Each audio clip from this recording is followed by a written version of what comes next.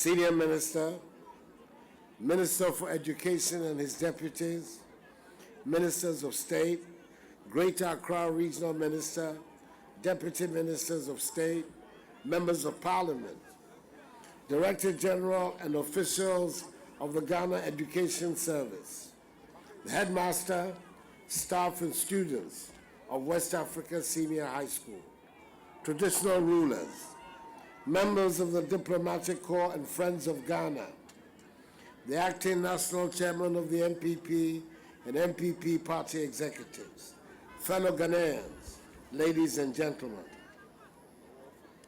Today is a very happy day for the good people of Ghana, for the government, and for me personally.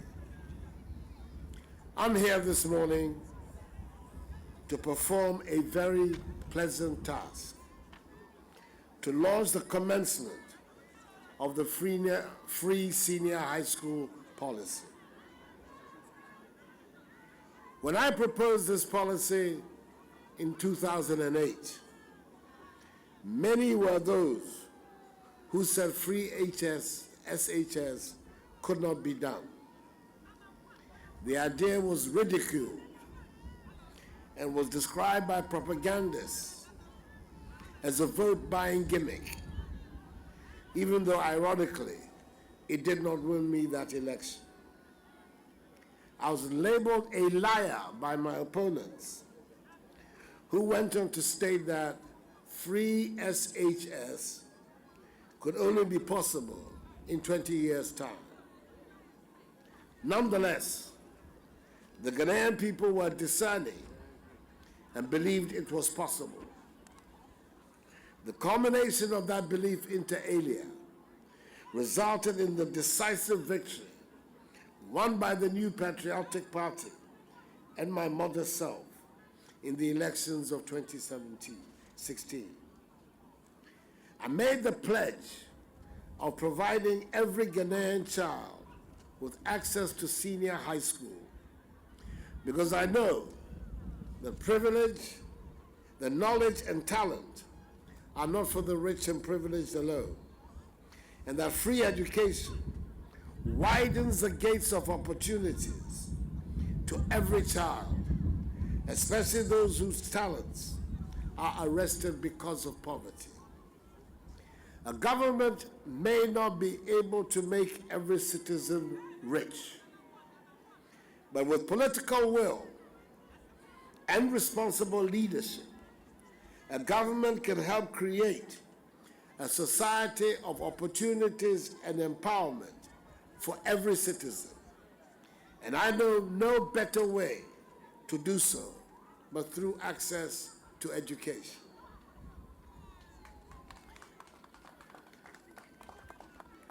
Any country that aims to transform itself into a modern, productive player in the global marketplace must get its educational policies right.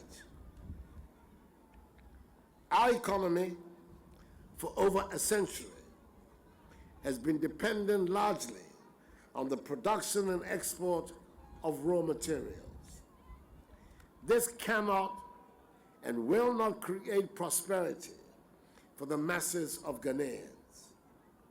We must move from being a natural resource producer to a value-added producer, adding value to our natural resources and thereby reaping higher benefits from them.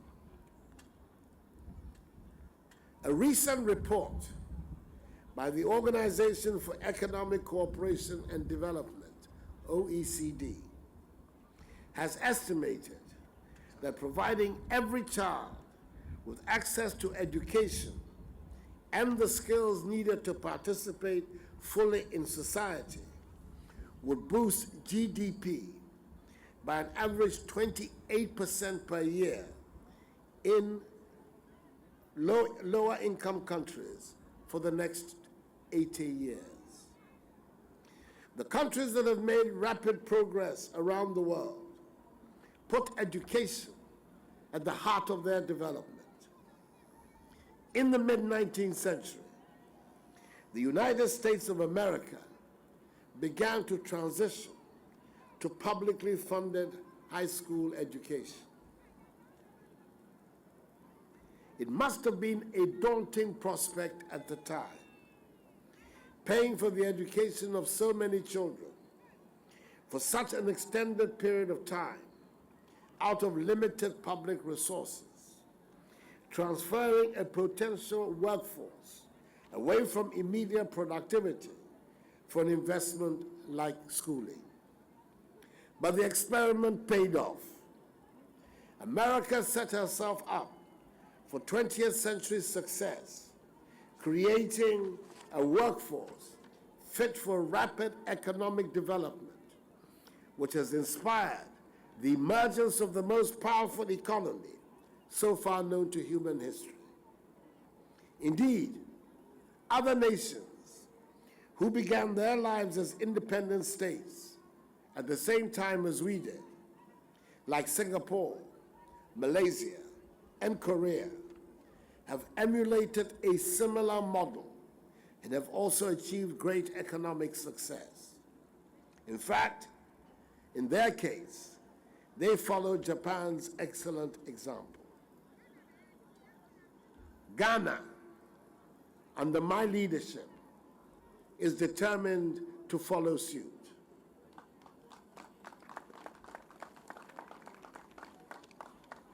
Education creates social mobility, market women and fishermen, farmers and traders, entrepreneurs and workers, taxi drivers and artisans, hawkers and kayaye, and indeed, every mother and father, all hope that education will help their children escape poverty and give them access to a good life. Currently, at every stage of education, our children are falling out of the system. To our continuing shame, some children born in this country never make it to a classroom. Available data must be of great concern to us all. Over the last 4 years, an average of 100,000 BEC graduates who are placed in our public senior high schools each year do not take up their place. This means that in the next decade, about 1 million of our young men and women would have had their education terminated at junior high school. Such a situation is totally unacceptable, and I am determined to end it.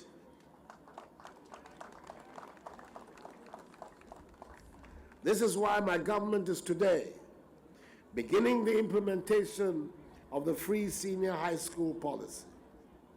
This year, the number of students who could not have access to senior high school has dropped to 36,000, not because of the high cost of fees, but because, unfortunately, they could not attain the requisite qualification mark.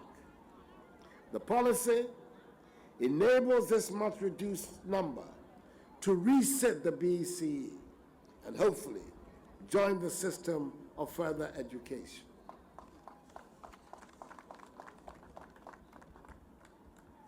To ensure that no child is denied access to secondary education, we are removing one of the biggest obstacles that currently stand in their way: cost. The cost of providing free secondary school education will be cheaper than the cost of the alternative of an uneducated and unskilled workforce that has the capacity to retard our development. Leadership is about choices.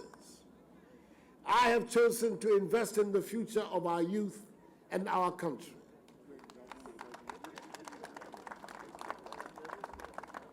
We've decided to use the proceeds from our natural resources to help educate the population to drive our economic transformation.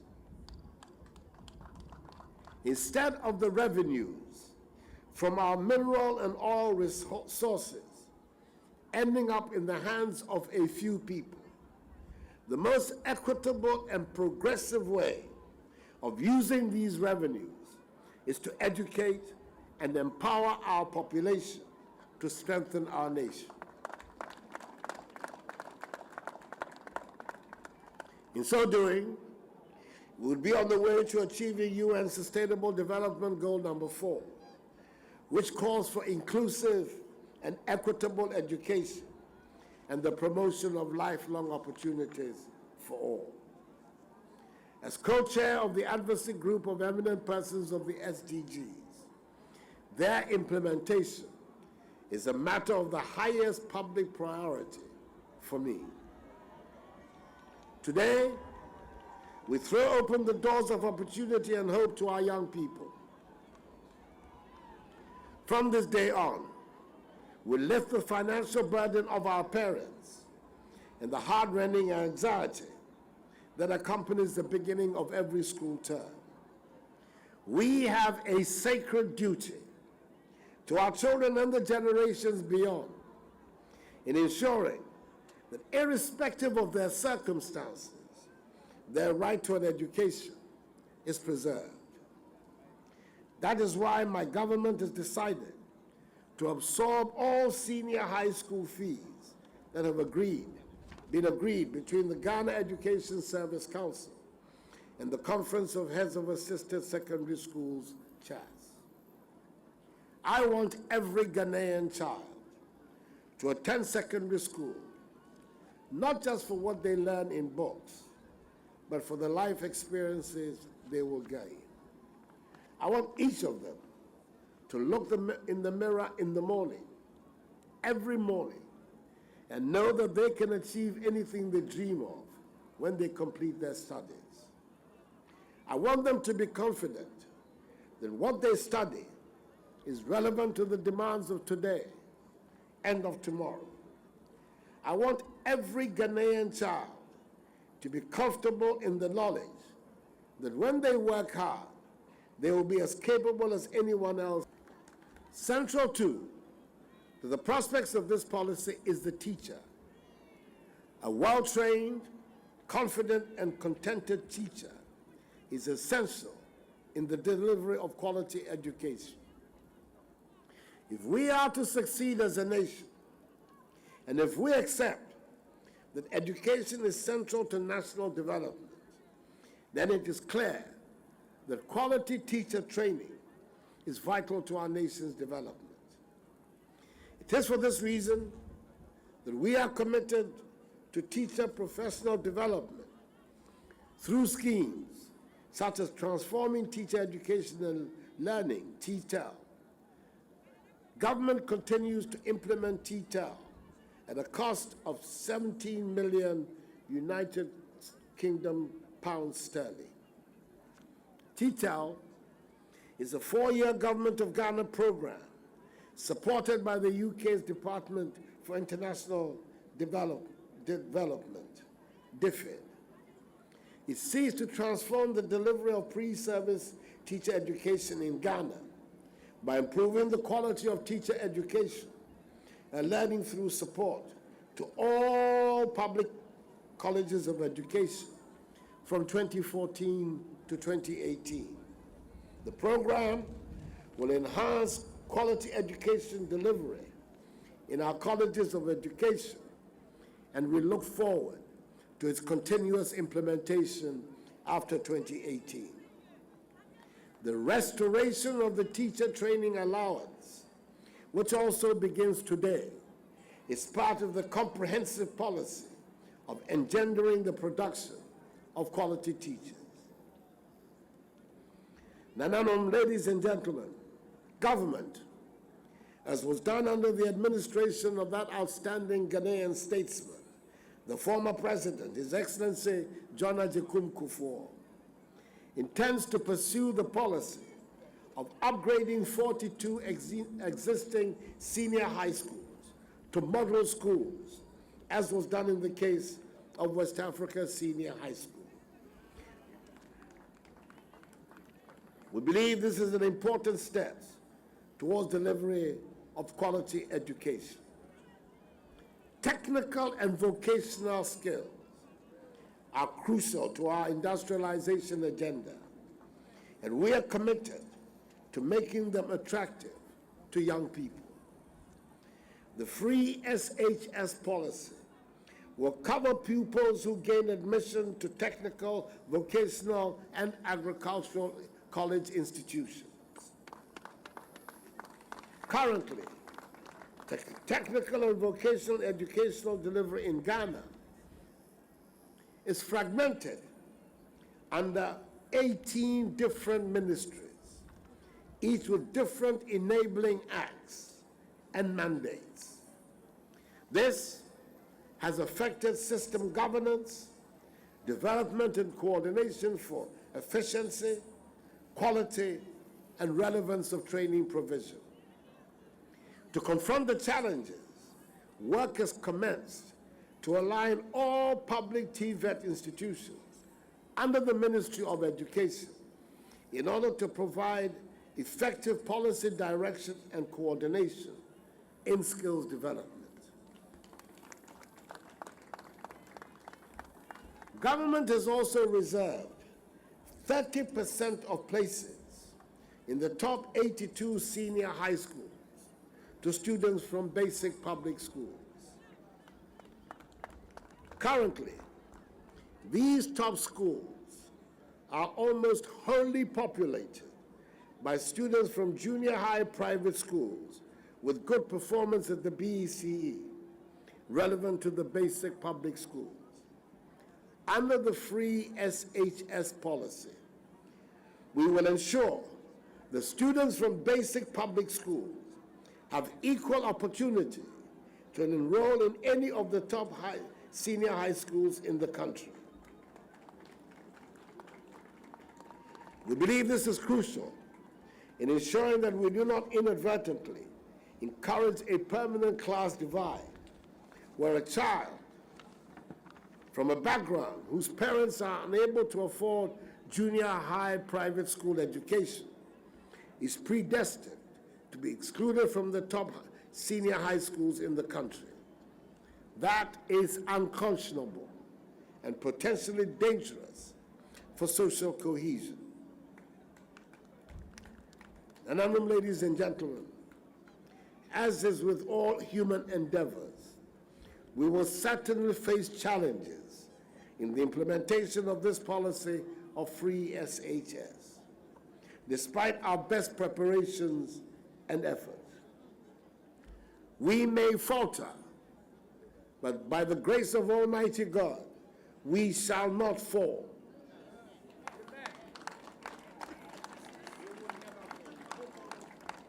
For we will be ready, in all humility, to accept inputs and criticisms aimed at improving the policy.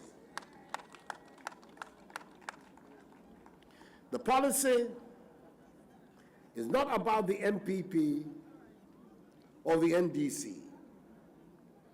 The beneficiaries will not only be those belonging to MPP members or sympathizers.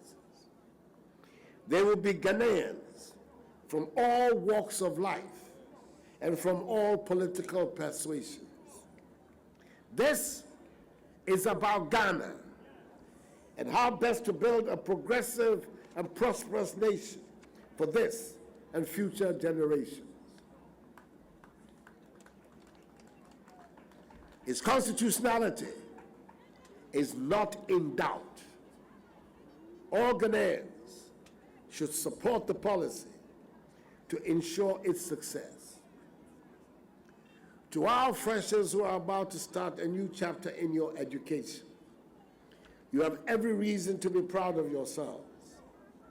Study and work hard, and avoid all negative tendencies so that you grow up to be responsible citizens and assets to this nation.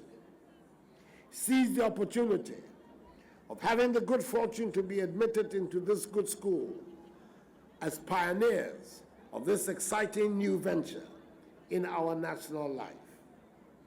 Ghana needs your skills and talents, and I know you will not fail us. I wish to thank all those who have worked so hard this year to ensure that this policy sees the light of day. Your contributions have been invaluable, and your sacrifices will not be in vain. A grateful nation will acknowledge them.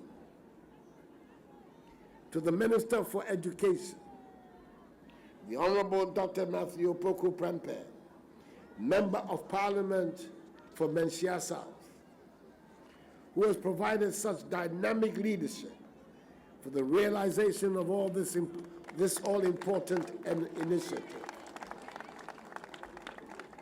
I say a big aiko. I dare say, by the end of your term of office, you will have joined the pantheon of great Ghanaian education ministers, Kojo Botsio, Francis Boa, and Yao Osafo-Maafo.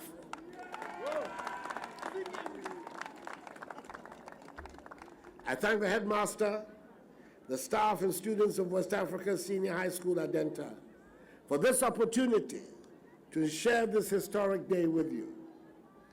I hope my presence here, with all that it entails, has not been too disruptive of your normal routine. But as I hope you will understand, I had to come.